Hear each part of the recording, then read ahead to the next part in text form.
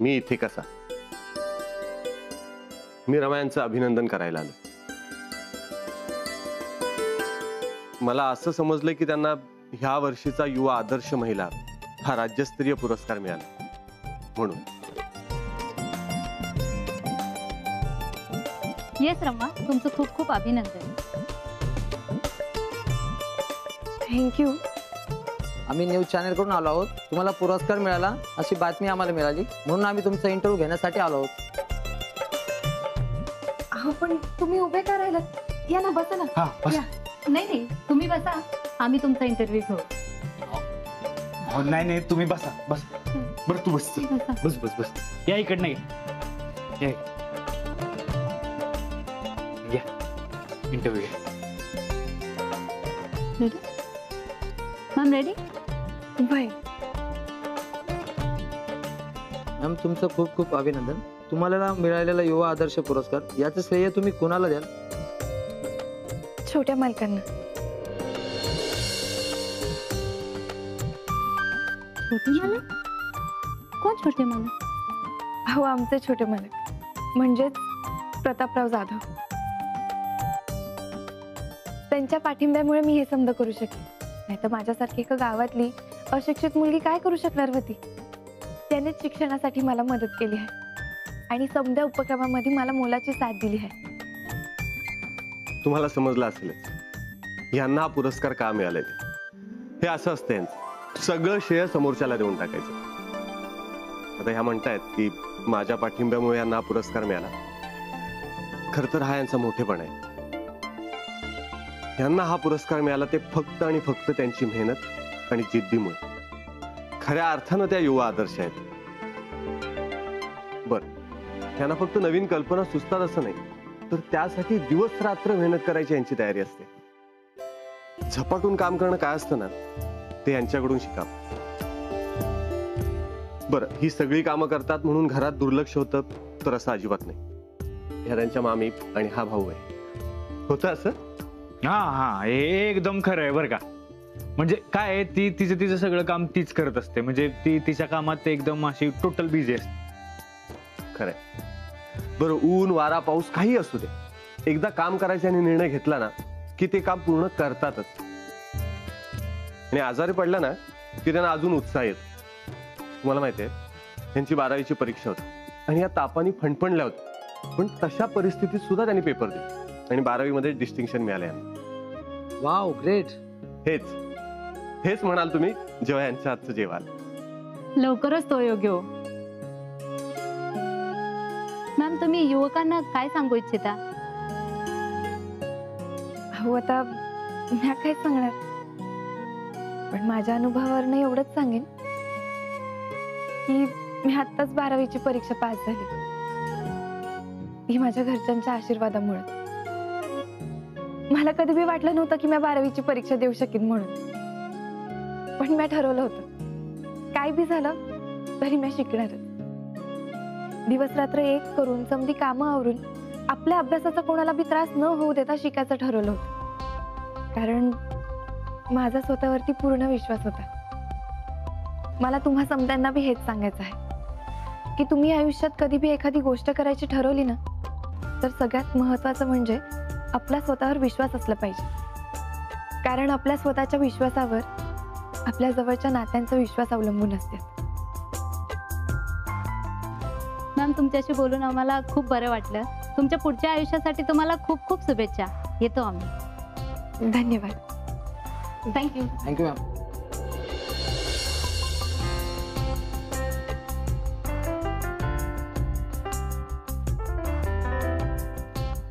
मग युवा आदर्शांचा विजय असो. खूप खूप अभिनंदन. ठरलं मावशी, हा काही लहान पुरस्कार नाही. मला खात्री आहे की रावसाहेबांना जेव्हा हे समजेल की रमांना एवढा मोठा पुरस्कार मिळाला, ते नक्कीच आमच्या नात्याला मान्यता देतील. आता मी रमा यांना सोबत घेऊन रावसाहेबांकडे जाऊ शकतो. रमा, एक दिवस तू एवढी मोठी होशील ना की सगळे प्रश्न चुटकीसर सुटून जातील. बघ, मला तुझं खूप अभिमान वाटतोय बघ.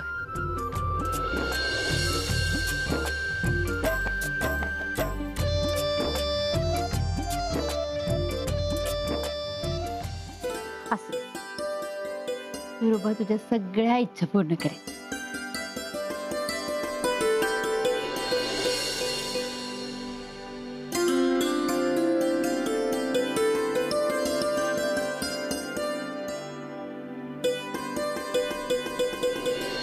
बघा कुलकर्णी, मी कोणाचेही पाय धरणार नाही. मी कोणासमोर वाकणारच नाही. तुम्ही मला सांगूच नका. आणि त्याने तुम्हाला सांगितलंय ना रावसाहेब जाधवांशी बोलायला, त्यांना सांगा रावसाहेब याच जन्मात काय पुढल्या 7 जन्मात सुद्धा तुम्हाला बदलणार नाहीत. कळलं? आता फोन ठेवा. या गोष्टी बोलायला वेळ नाही माझ्याकडे.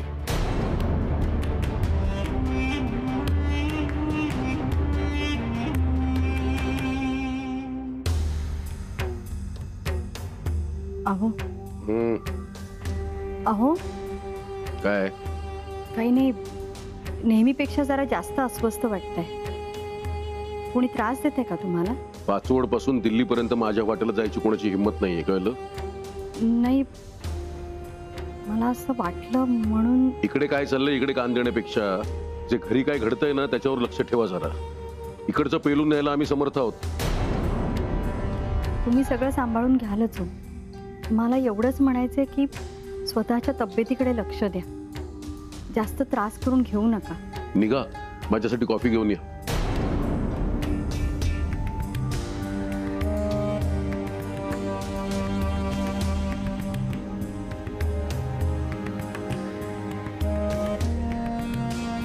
हॅलो सावंत. हो, सावंत साहेब आहेत का? नाही, मला त्यांच्याशीच बोलायचं होतं. माझं काम होतं महत्वाचं. नाही, मी त्यांच्याशीच बोलेन. ठीक आहे, ठीक आहे.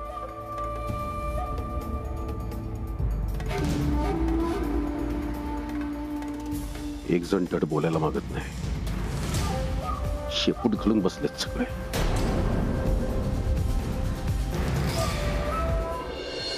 ठरलं मावशी, मी रावसाहेबांना भेटायला रमायांना घेऊन जाऊ का?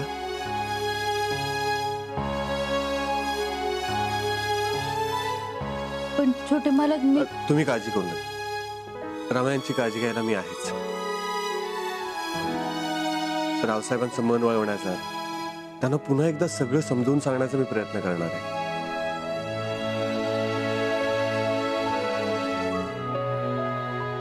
जा, पण लवकर परत या.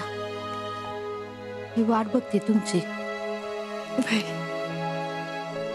येतो.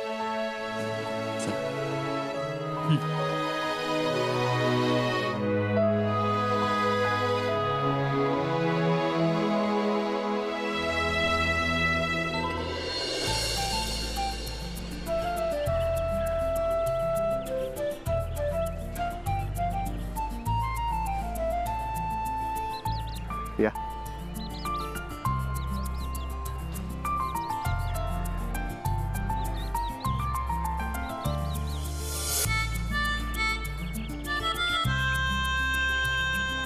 मग हे सगळं नवीन असल्यासारखं काय बघताय? छोटे मला काऊ, इतके दिवस तुम्ही कष्ट करत होता, दिवस रात्र राबत होता, त्यामुळे माझं लक्ष कशात बी लागत नव्हतं बघा. नाही म्हणजे पक्ष्यांचे आवाज कानावर पडत होते, पण ते ऐकू येत नव्हते. दिवस उजाडलाय, रात्र झाली, अंधार पडलाय, यातलं काय बी जाणवत नव्हतं. फक्त एकच विचार सुरू होता, छोट्या मालकांना होणारा त्रास लवकरात लवकर संपला पाहिजे. रमा, जे झालं त्याचा विचार कशाला करताय? आता पुढचा विचार करा. बर, तुम्हाला पुरस्कार मिळाला त्याबद्दल मी तुमचं अभिनंदन केलं, पण आता सध्या माझ्याकडे तुम्हाला द्यायला काहीच नाही. हो, असं कसं? एक गोष्ट आहे की जी तुम्हाला मी माहित नाहीये. कुठली गोष्ट? भाऊ, स्वतः तुम्ही आहात की. छोटे मालक, तुमच्याहून मोठी भेट मला दुसरी काय मिळू शकते?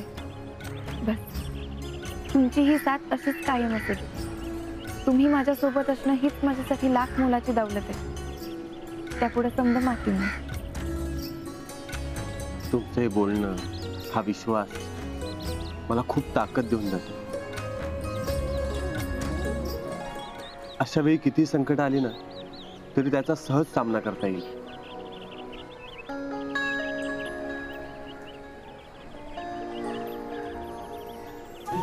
ही साथ अशीच कायम राहू दे.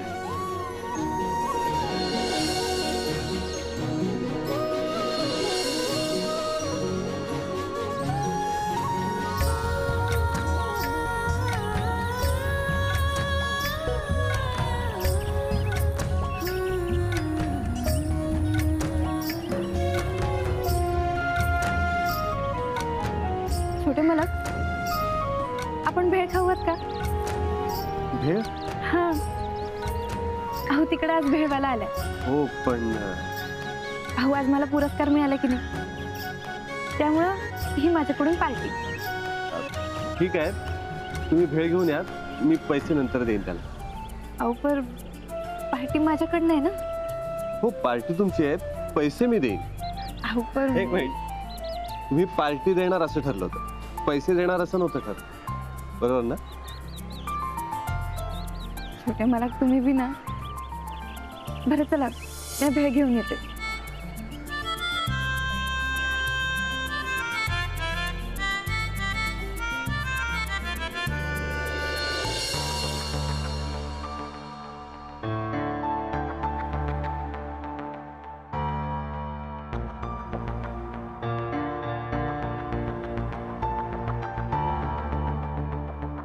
कोणी फोन का उचलत नाहीये? रावसाहेब तुम्ही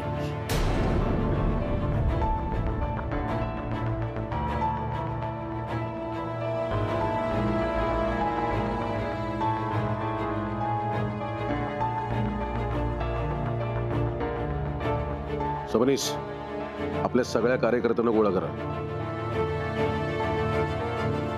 जेवढं सांगतोय तेवढंच करा.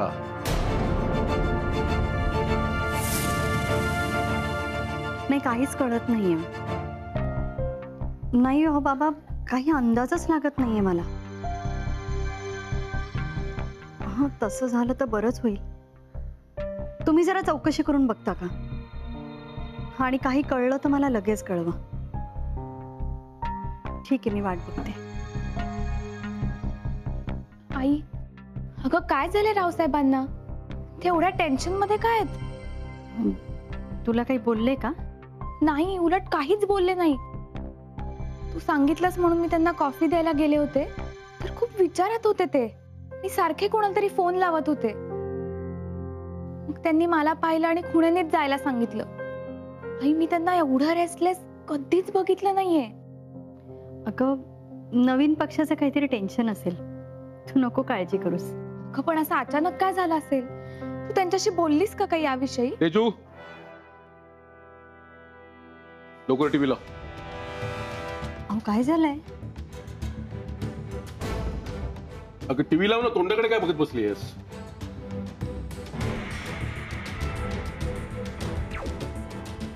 पुढील बातमी आहे नाशिक जिल्ह्यातील पाचवड गावातील. आज पाचवड मधल्या रमा वैरे यांना या वर्षीचा युवा आदर्श महिला हा राज्य शासनाचा पुरस्कार जाहीर झाला आहे.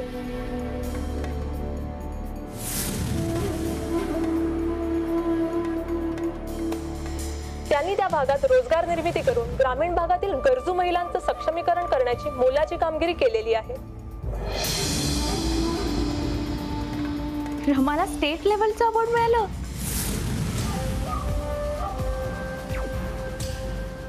रमा रमा रमा, जितकं तिला दूर करण्याचा प्रयत्न करतोय ना तितकी ती समोर येत जाते. या क्षणी मला प्रतापची गरज असताना तिने प्रतापला माझ्यापासून दूर केलं. रावसाहेब जाधवांच्या मुलाला दूर केलं.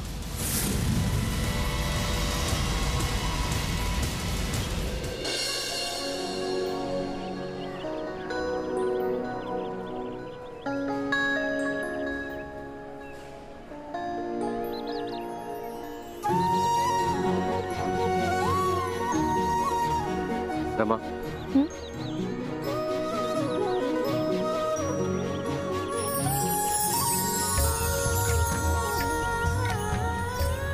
छोटे मला का हो, तुम्ही खूप मेहनतीने शोधून आणले खास तुमच्यासाठी.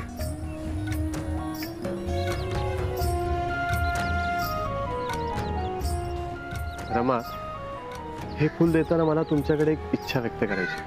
तुम्हाला आता जसा पुरस्कार मिळाला तसे अनेक अनेक पुरस्कार मिळाले. तुम्ही अशीच तुम्हाला आवडणारी, तुमच्या मनाला पटणारी कामं करत राहा. आणि सगळ्यात महत्वाचं म्हणजे इथल्या लोकांना, महिलांना अधिकाधिक सक्षम बनवावं, हीच सदिच्छा.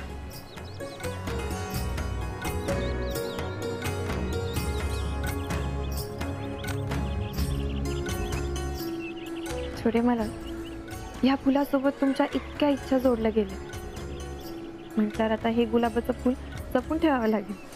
आणि मला तुम्हाला जपावं लागणार आहे.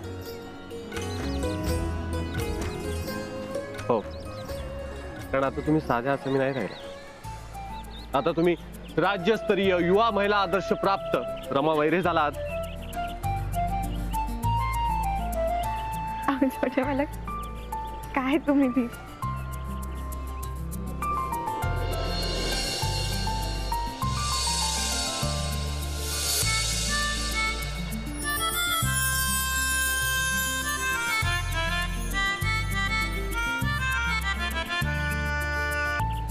छोटे मला लई उशीर होतोय आपल्याला, निघायचं का? हो, चला. रावसाहेबांना भेटायचंय.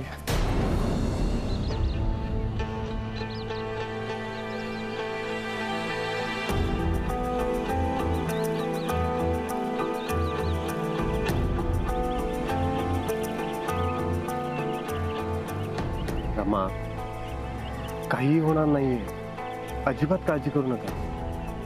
हे बघा, आज तुमचाच दिवस आहे. ही बातमी ऐकून सगळ्यांना आनंदच होणार. रमा, चल.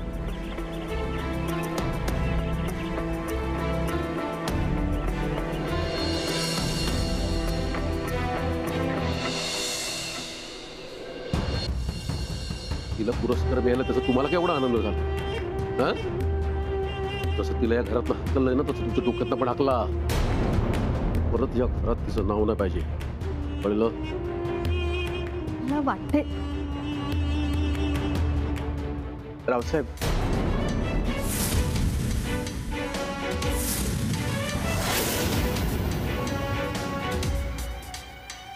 कोण रावसाहेब? तुम्ही घरात कसं काय घुसलात? ही भिकारडी घरात कशी काय आली? सांगा त्यांना इकडे काही मजुरीचं काम नाहीये म्हणून हाकलून द्या.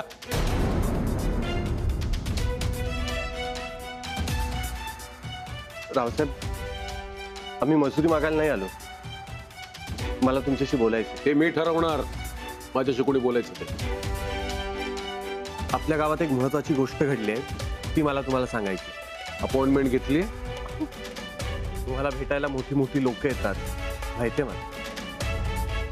अशाच एका व्यक्तीला तुम्हाला भेटायला घेऊन आलो. ह्या रमा वैरे म्हणजे माझी होणारी बायको. यांना ह्या वर्षीचा राज्य शासनाचा युवा आदर्श महिला हा पुरस्कार मिळाला.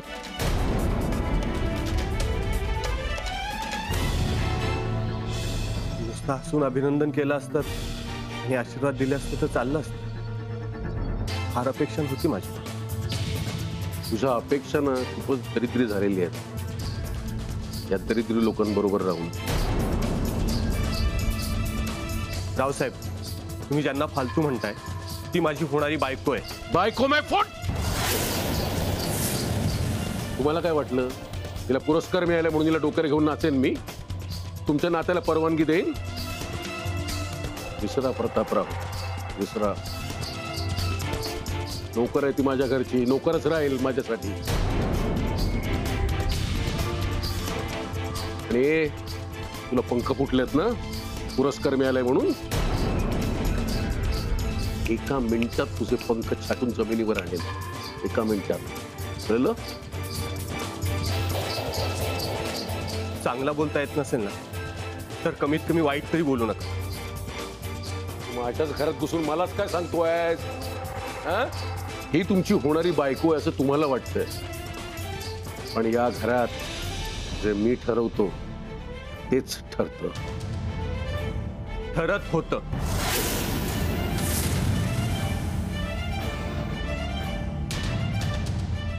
आधी तुम्ही म्हणाल तसं ठरत होतं. पण आता आमच्या मनाला जे पटेल तेच ठरेल. बस खूप बोललास. अजून अंदाज नाही मी काय रावसाहेब जाधव,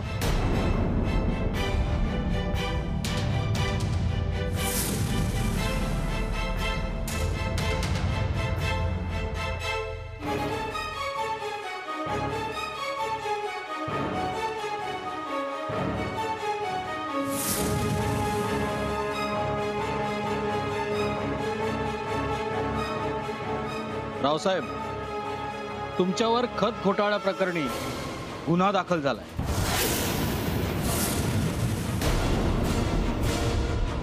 कोर्टाकडून तुमच्या चौकशीचे आदेश देण्यात आलेले आहेत आणि त्याच चौकशीसाठी आम्ही तुम्हाला ताब्यात घ्यायला आलो.